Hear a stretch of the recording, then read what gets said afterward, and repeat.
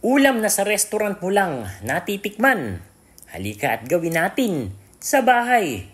Ang simpleng ulam na tilapia, gawin nating espesyal. Na parang kumain ka nga sa restaurant. Kaya, let's get it on. At nakabili na nga tayo ng tilapia at atin ang itong ginilitan. Lalagyan natin ngayon ng asin, garlic powder, at black pepper. At kaya natin hiniwaan ng ganyan para pumasok na yung ating mga pampalasa. Lalo na yung ilalagay natin na kalamansi. Magkabilaan yan, huwag niyong kakalimutan. Para pantay ang lasa. At pagkatapos ay lalagyan natin sa loob ng hiniwa natin na spring onion. O kaya ay leeks kung ano ang meron kayo. Nilagyan ko ito ng mga dahon sa loob. Pati na ng luyang hiniwa. Atin na itong babalutin ng dahon ng saging. Kaya nga nakaredy na yan dyan sa ating pinggan. But wait, babalutan pa natin yan ng hindi planchado na foil or aluminum foil.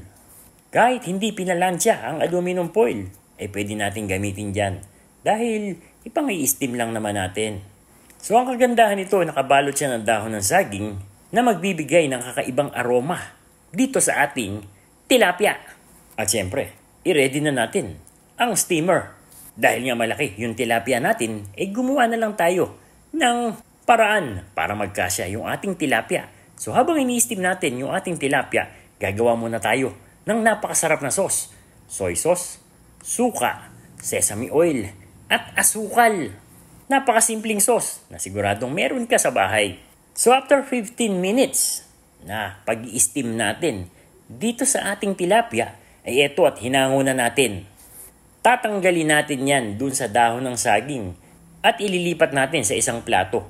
Samantala, tayo muna ay magsasalang ng ginger o luya na hiniwa natin. Sunod naman natin yung pinaka-stem o katawan ng spring onion o ng leeks na inilagay ninyo doon sa loob ng tilapia. Pinalabas lang natin yung aroma niya at pagkatapos ay inilagay na natin sa ibabaw ng tilapia. At oras na para ibuhos natin ang sauce na ating ginawa. Hindi ba nakakamangha? Nakagawa ka ng isang ulam na napakasimple at nakakatakam. And there you have it, KND Nation, mga kadadelicious. Ito yung ating version ng soy, ginger, tilapia na ubod ng taba.